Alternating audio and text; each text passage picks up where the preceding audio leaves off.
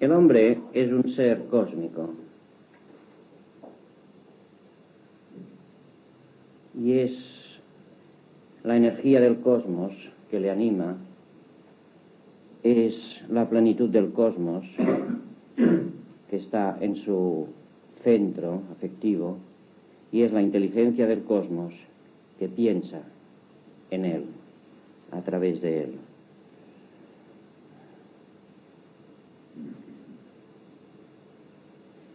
Cuanto más pronto nosotros podamos reconocer esa inmensidad de vida que nos anima, de amor y de poder que somos,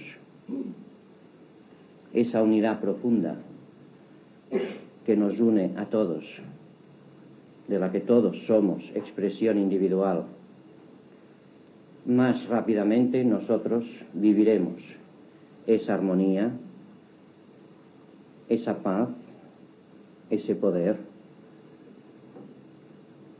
Y cuanto más nosotros nos aferremos a nuestras pequeñas mentes personales, con sus distinciones, con su querer prevalecer por encima o aparte de los demás, más estamos prolongando nuestro propio purgatorio.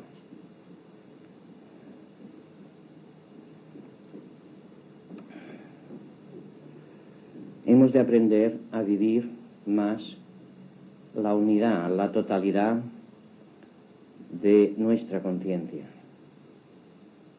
Esto es un hábito a adquirir, con el que se contrarresta el hábito que llevamos desde muchas generaciones de vivir amarrados y crispados en nuestra pequeña personalidad.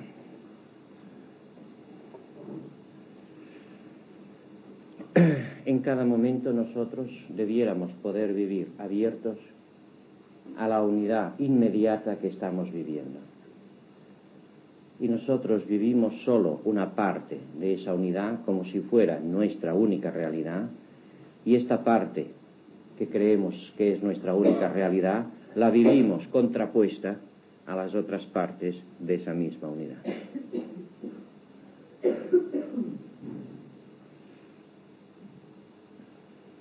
En cada momento yo tengo la visión particular de algo porque hay la visión general de ese algo. He de aprender a mantener ese plano más profundo de la conciencia abierto, consciente de la totalidad que percibo, aun cuando yo esté manejándome concretamente en el aspecto particular que estoy moviendo, que estoy actuando. Es decir, he de vivir siempre la parte en función del todo. He de aprender a vivir también lo que es la forma en relación con el fondo. Cada vez que yo tomo conciencia de algo, ese algo es algo que se destaca sobre un fondo interior. Cuando yo me doy cuenta no solo de la forma particular, una idea, un objeto, un sentimiento, lo que sea, sino que me doy cuenta del fondo desde el cual percibo la forma particular, he cambiado de nivel. Y cada vez que tomo conciencia clara de algo, por este mismo hecho ya me sitúo en un nivel más profundo. Pero en lugar de tener esa visión en profundidad, nosotros solemos deslizarnos mecánicamente de una forma a otra forma y a otra forma. Y así tenemos una actividad incesante, pero toda ella en la superficie, que nos impide vivir esa mayor realidad que está detrás de cada forma particular, de cada fenómeno particular de conciencia.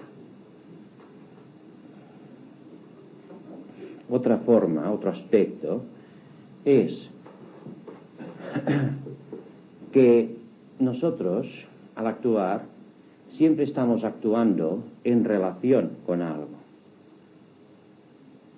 Y nuestra acción no está desligada, no es aparte de ese algo en relación con la cual actuamos.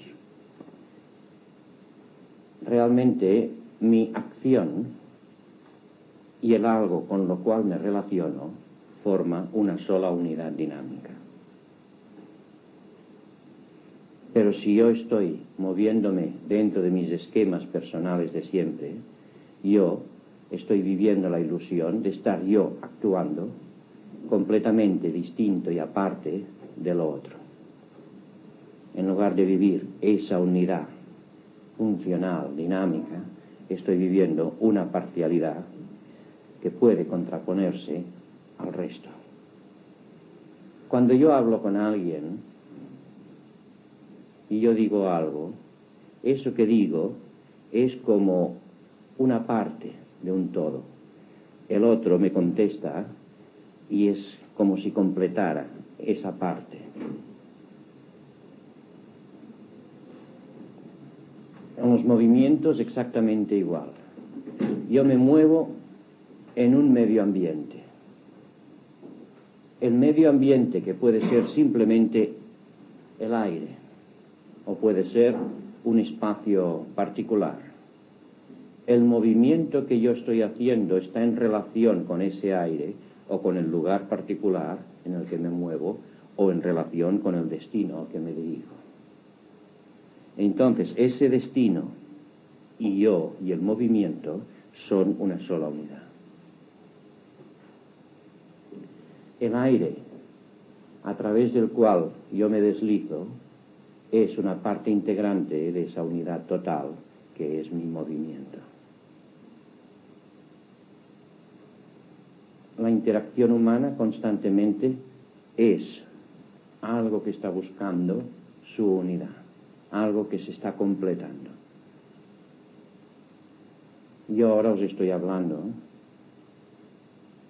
y mi hablar es un aspecto que está totalmente unido, inseparablemente unido a mi conciencia de vosotros. Por lo tanto, la conciencia de mí, la conciencia de vosotros y el hablar son tres elementos de una sola unidad.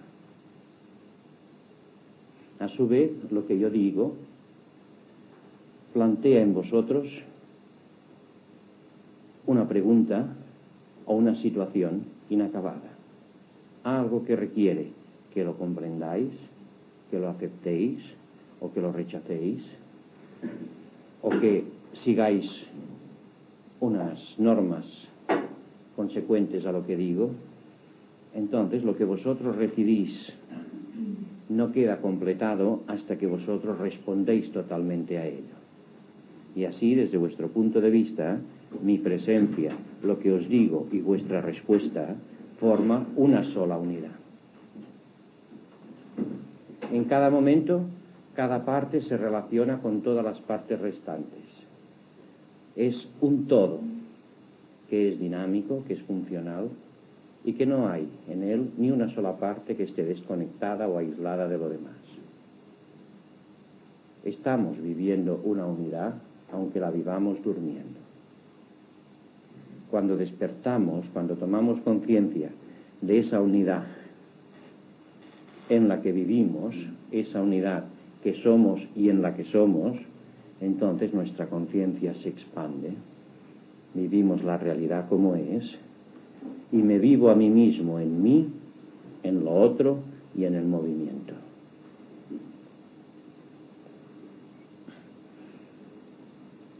Cuando se aprende a vivir así, es como si toda situación fuera un ballet que hacemos conjuntamente. El movimiento que yo hago está necesariamente seguido por el movimiento del otro que lo completa. Constantemente cada acción es consecuente a otra acción y es antecedente de otra acción que la completa. Forma todo una unidad dinámica en todos los aspectos. En el aspecto físico, de movimiento o de hablar, en el aspecto afectivo, en el aspecto intelectual, en el aspecto niveles superiores, en todo. Es solo nuestra miopía o nuestra rigidez mental la que impide darnos cuenta de esa unidad viviente en todo.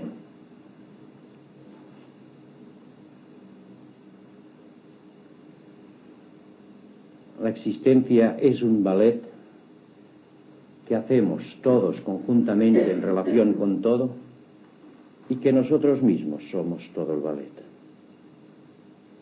En ese ballet yo personalmente cumplo una parte, pero mi conciencia está viviendo la totalidad del ballet. Yo encarno personalmente un aspecto y en ese sentido mi personalidad se expresa como parte, pero a la vez, paralelamente, mi conciencia más interna y superior está viviendo activamente la unidad de todo movimiento.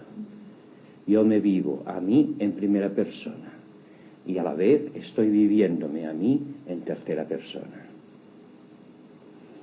Esa conciencia transpersonal que me permite vivir a mí y a lo otro como una parte mía es un aspecto muy concreto de trabajo que conduce a esta conciencia de unidad.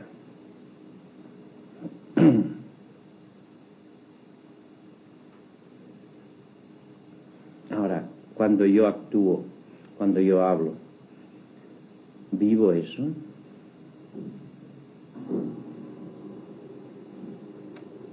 Para vivir eso es necesario que yo esté viviendo lo mío y lo otro en un mismo acto de percepción. Que yo esté viviendo al otro como algo mío. Que esté atento a lo otro, no solamente en mi mente, sino también en mi corazón. Y entonces todo lo que el otro hace es a la vez algo que ocurre en mí, a lo cual yo respondo activamente en mi propia personalidad. Y así se produce una interacción constante entre una parte de mí y otra parte de mí, y gracias a esto vivo mi unidad total. Y gracias a esto me inserto activamente en la unidad objetiva total.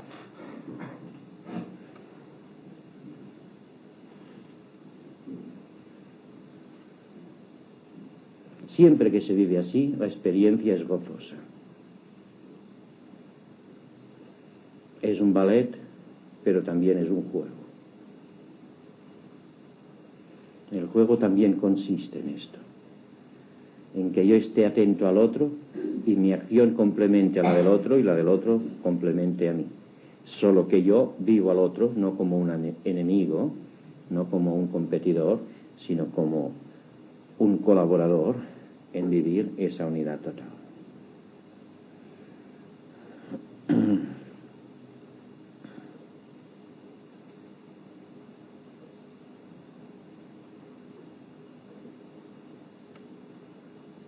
Cuando se vive la unidad de un conjunto, se producen varias cosas extraordinarias.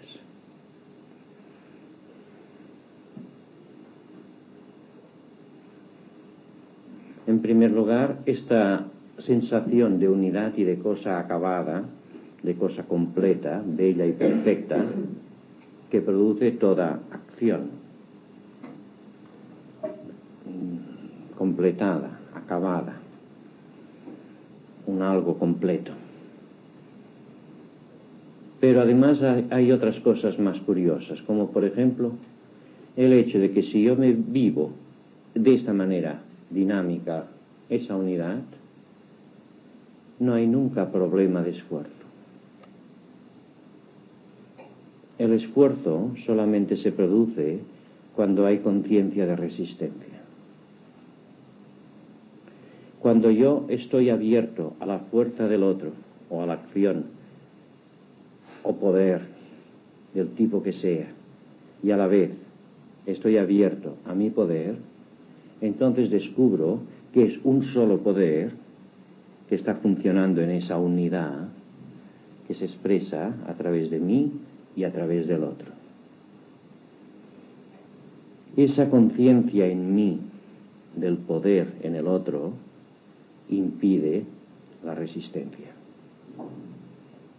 Y entonces puedo movilizar, es decir, se moviliza naturalmente en mí una energía que es capaz de hacer grandes cosas sin esfuerzo. Cuanto más mi mente está dividida, mayor roce, mayor tensión, contraste, resistencia, esfuerzo, fatiga. Cuanto más mi mente vive una unidad, la unidad de un todo, entonces esa mente se convierte en el poder único dentro de ese todo. Y cuando hay un poder único dentro de ese todo, no hay esfuerzo.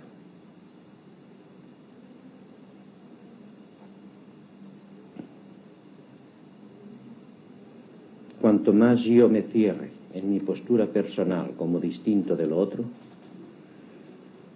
más miedo, más tensión y mayor esfuerzo doloroso deberé hacer. Cuanto más pueda yo abrirme a la fuerza del otro, y ese otro puede ser un temporal, puede ser cualquier cosa. Cuanto más yo pueda vivir la fuerza, la otra fuerza, abierto, de manera que yo vivo esa fuerza como sintiéndola en mí por el hecho de estar abierto, más yo formaré una unidad dinámica y creativa con esa misma fuerza. Cuanto más me separe de ella, una mayor necesidad de contraposición y de resistencia.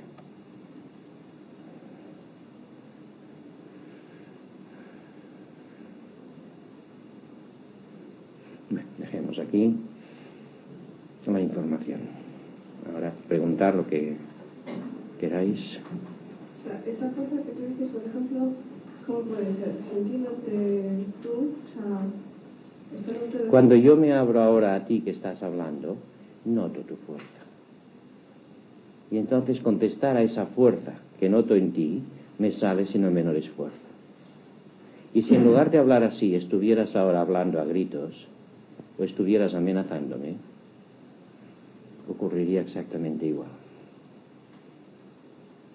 En la medida que yo estoy mental y afectivamente abierto a lo otro, yo estoy viviendo en mí eso otro. No lo estoy separando de mi conciencia de mí, con mi mente. Y al vivirlo en mí, lo otro, esto produce automáticamente la respuesta que es unitaria con esto que percibo. Entonces, estímulo y respuesta son equivalentes, naturales, inevitables, y no hay el menor esfuerzo. En cambio, si yo me cierro, entonces yo he de estar contraponiéndome a una fuerza que vivo como exterior a mí. ¿Entiendes?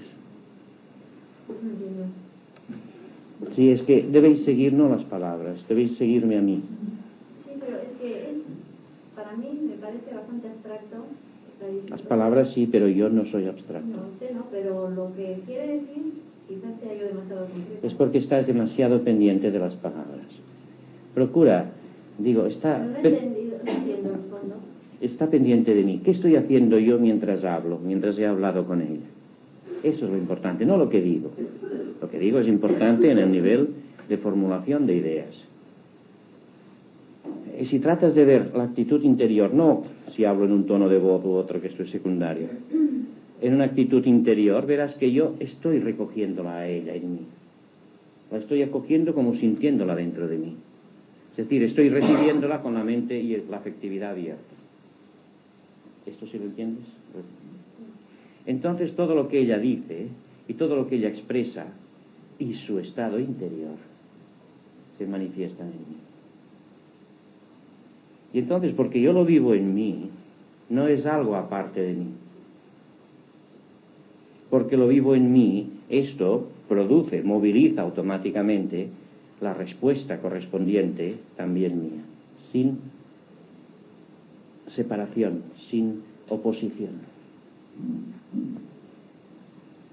Por ejemplo, esto se ve mucho, o bien en el juego amoroso,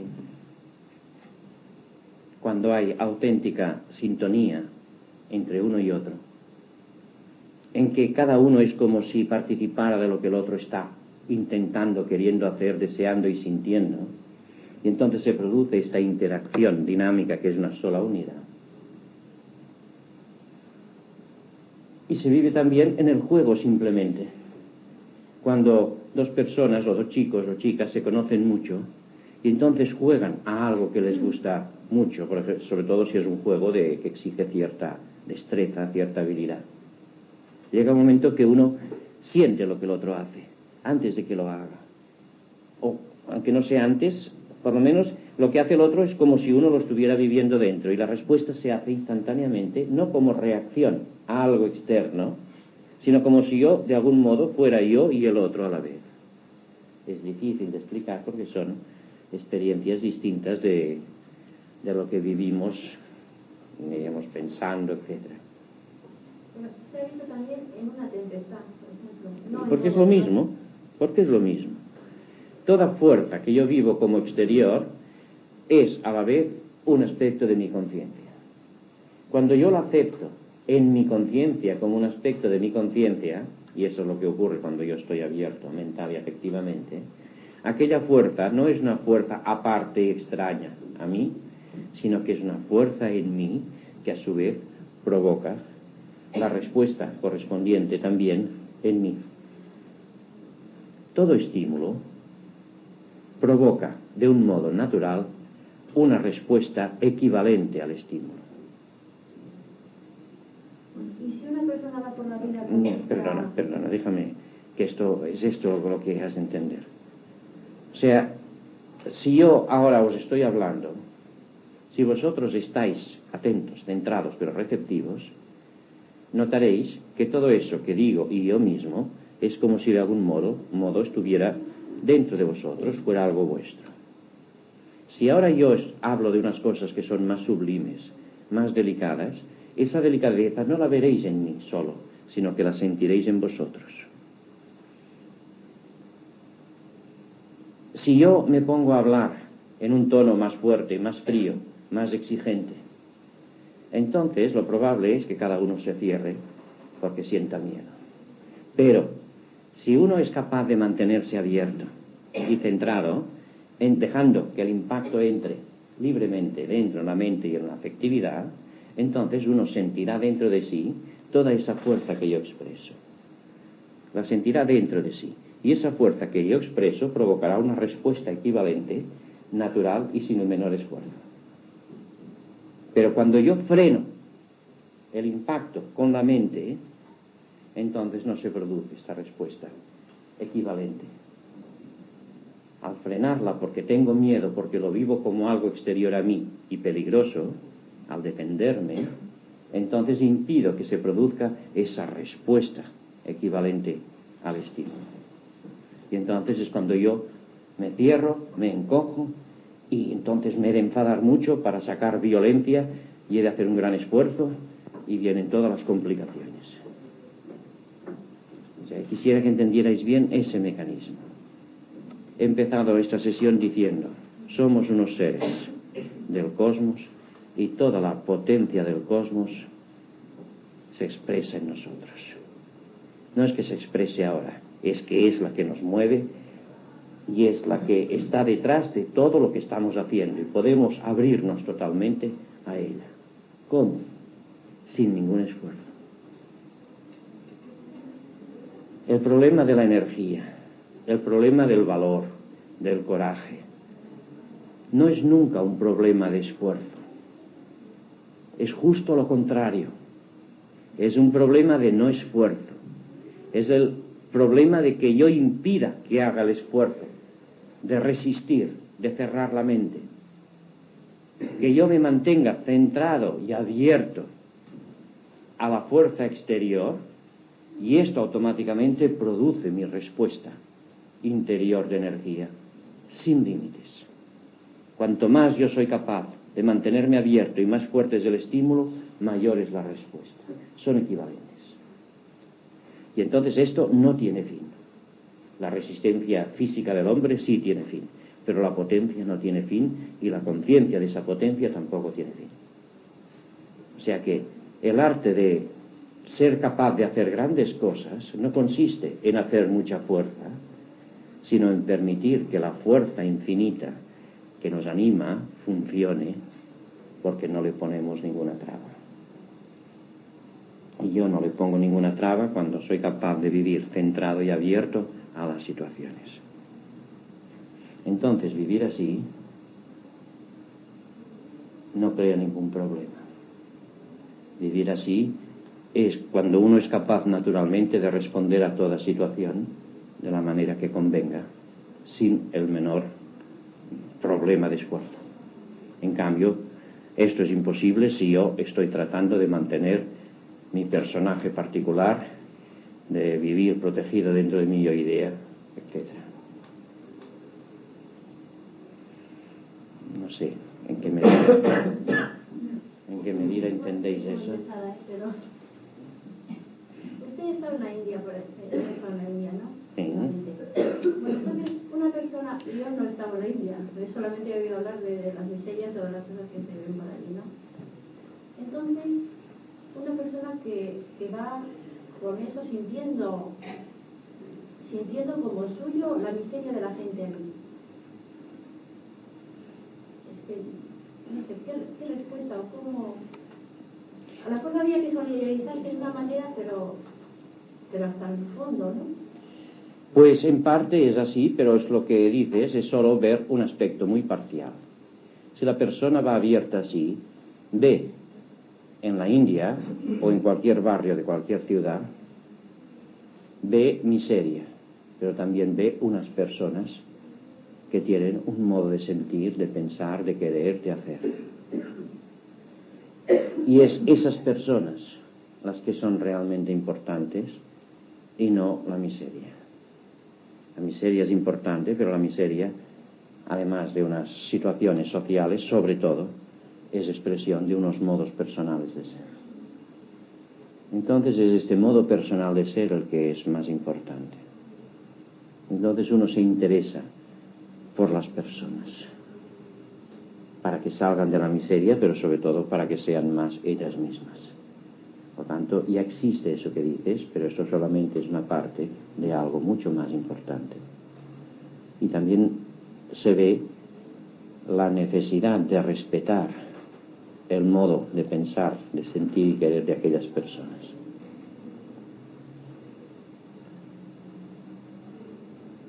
O sea, no es tan fácil. Una cosa es ver el problema exterior y otra cosa es verlo o vivirlo más desde dentro. Y esto lo verás tú si alguna vez has querido ayudar a alguien que está muy necesitado, pero que siempre está necesitado. Y verás que llegará un momento en que te darás cuenta que no la estás ayudando dándole lo que les permita comer y vestir. No quiere decir eso que tengamos que dejar morir a la gente por falta de comida, pero quiere decir que la ayuda fundamental no está ahí.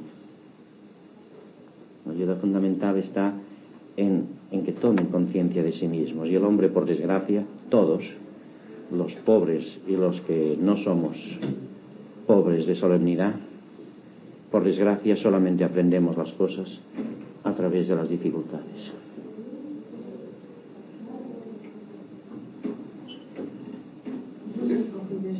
Pero sobre todo ahora no tomemos el problema social como tema.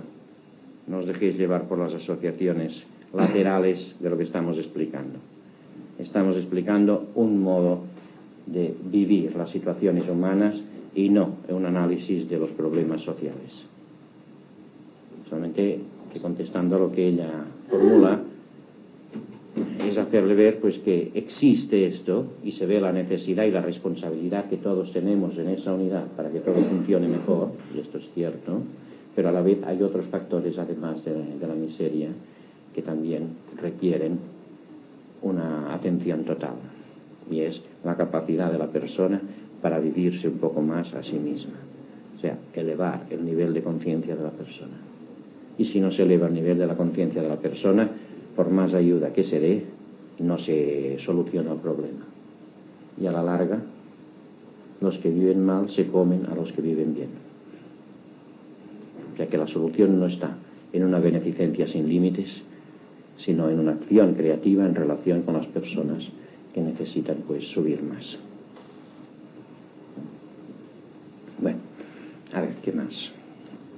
Esto de, o sea, la cosa es tan positiva que nos sentamos de sí la cosa, pero por ejemplo, tú eres agresivo conmigo, yo en vez de cerrarme, me abro. Estoy receptiva. Pero centrada. Centrada. Las dos cosas. No estés nunca abierta si no estás centrada.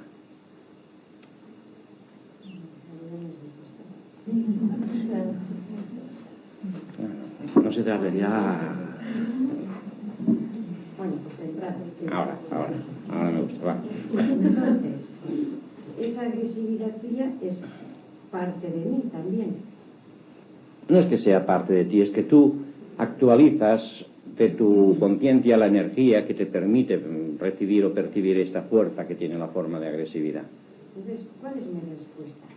Porque La que yo quieras. No puedo ser agresiva, ¿no? La respuesta la has de crear tú. O sea, yo no estoy diciendo qué clase de respuesta hay que dar, porque ahora no estoy tratando de solucionar problemas éticos de conducta, sino estoy tratando de decir que hay una unidad en la conciencia y que en la medida en que tú estés profundamente abierta y centrada, surgirá en ti una capacidad de respuesta al mismo nivel del estímulo sin esfuerzo.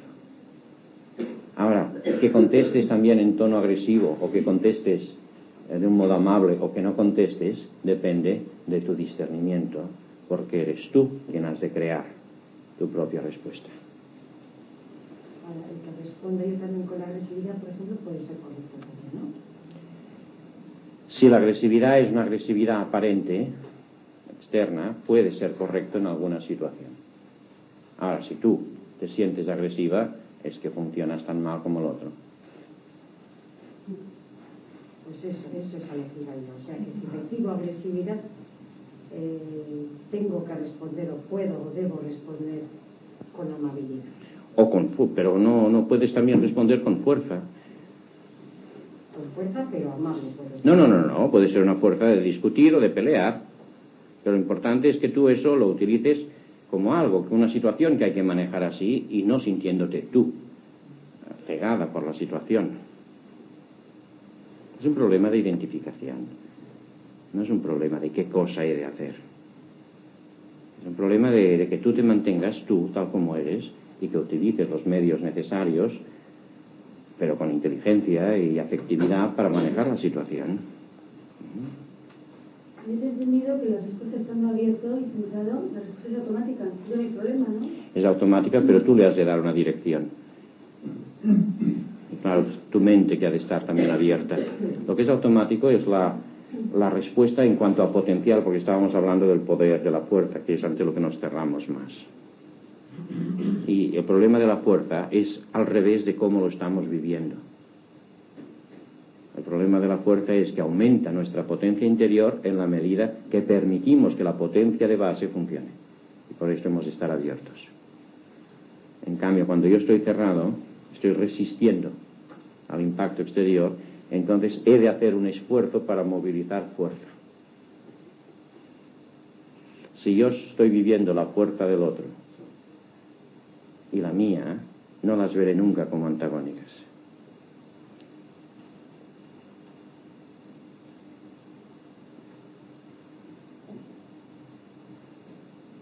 Y no obstante, podrá haber una acción muy intensa. Pero esto es lo notable, que aumenta el poder operativo, efectivo, pero no hay esfuerzo.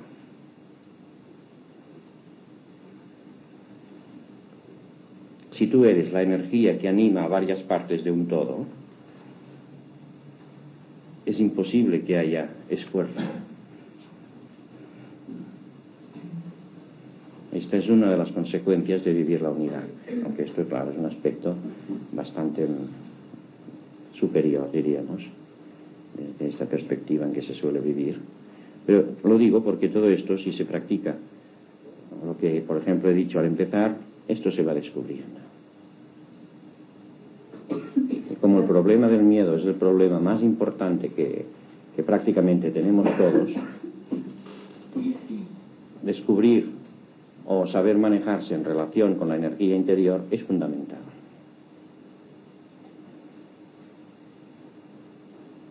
Hacerlo en pruebas de cosas que no sean de peligros muy graves y podréis verlo. Una cosa, tú has usado la palabra creatividad. Yo estaba pensando en armonía. al hacer la unidad. Entonces, ¿qué diferencia hay entre la creatividad y la armonía?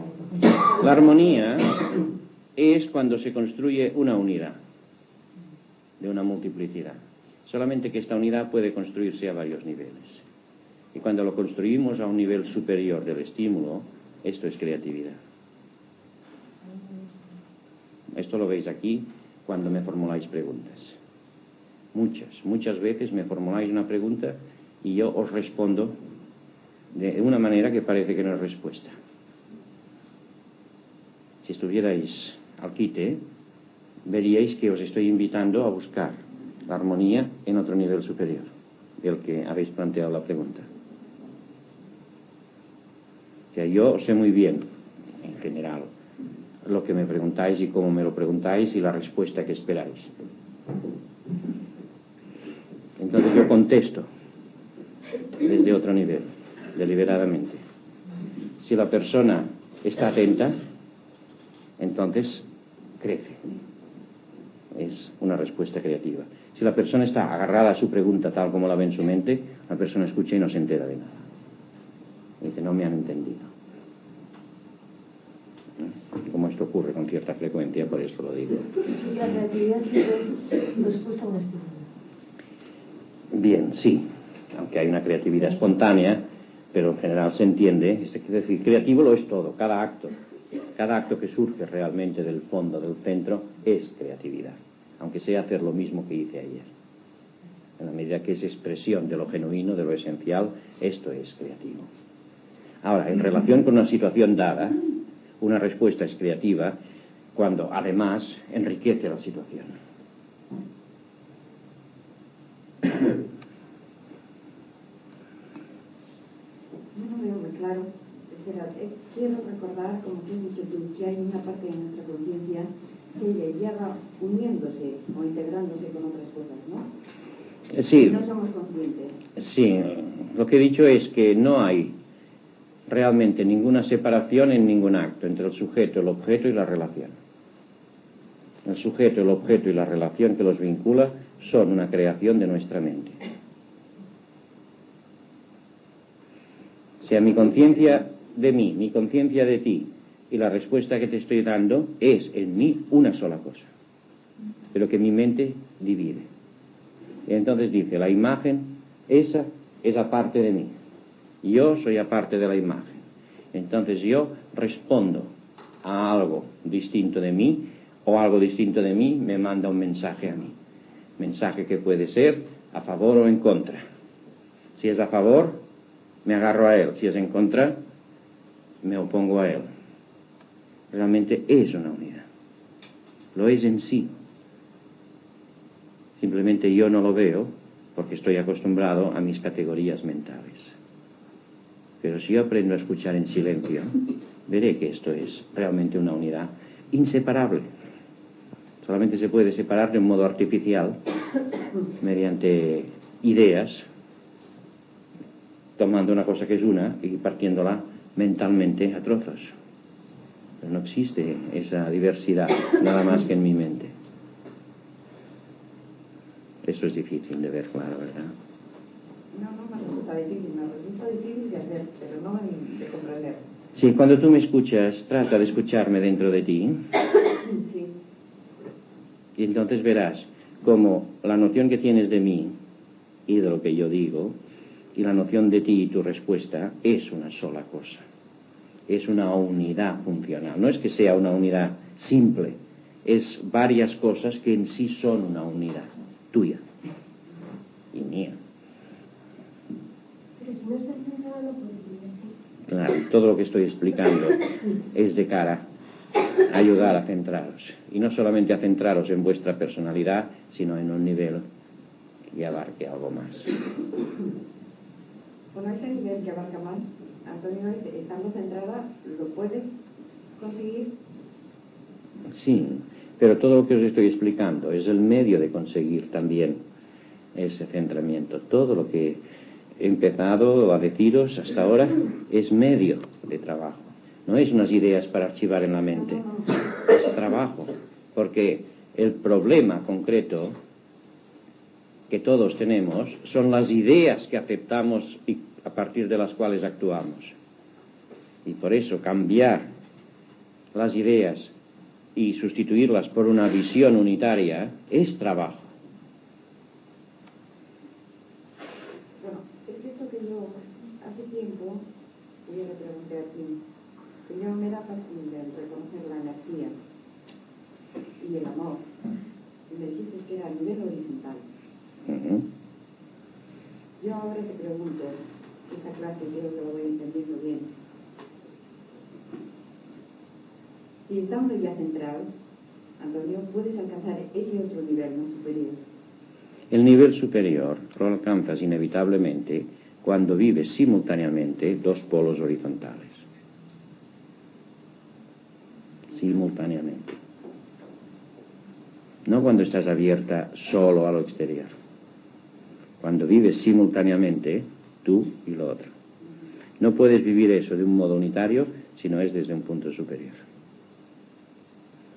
Te recuerdo que me decías que te falta subir. ¿Entiendes la cosa? Sí.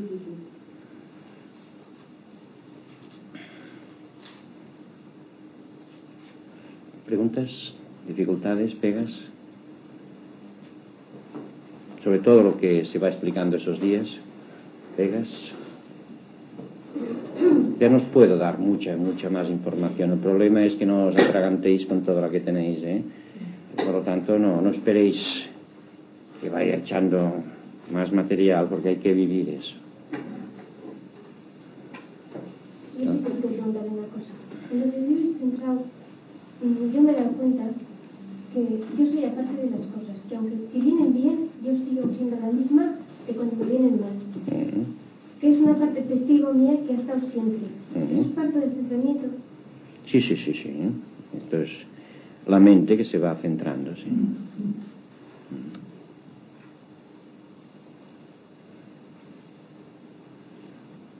Has dicho que tenemos que vivir en primera y en tercera persona. Sí, falta la segunda, ¿no? No, pero si somos una unidad, pues no, otras no. Una cosa es lo que somos, otra cosa es lo que creemos ser. Y porque estamos creyendo ser algo muy diverso y múltiple, por eso tenemos tantos problemas. Entonces, cuando yo digo que somos realmente una unidad, estoy dando una sugerencia a la mente para que vea si es verdad o no, si la intuición dice si es verdad o no, y pueda actuar de acuerdo con ella. Pero es una unidad de conciencia. A ese nivel que estamos ahora hablando, sí. Quizá en un cuarto curso hablemos de otra cosa. Pero de momento es una unidad en la conciencia. Mi conciencia del otro y mi conciencia de mí son mi conciencia. Pero a través de esta conciencia que yo tengo del otro, me pongo en contacto real con el otro. O sea que no nos quedemos solo en nuestra noción de nuestra conciencia y nada más. Entonces hay el problema de en qué medida yo soy capaz de entrar dentro de la conciencia del otro, verla y actuar inteligentemente dentro de la conciencia del otro, en lugar de moverme solo con mi imagen del otro. Pero esto, por ejemplo, se comprende cuando algo realmente te interesa, y estás como estamos ahora, por ejemplo, y sientes que hay esa unidad, pero respecto a todas las cosas y lo demás en la vida, pues te cuesta vivir esto. Que primero has de vivir tu unidad. Si en la vida te cuesta, es porque tú vives la vida como difícil, como hostil, y está el miedo. Entonces, ante el miedo nos replegamos a nuestros mecanismos infantiles de defensa. Entonces, todo esto primero hay que realizarlo en condiciones buenas, después irlo aplicando a condiciones menos favorables.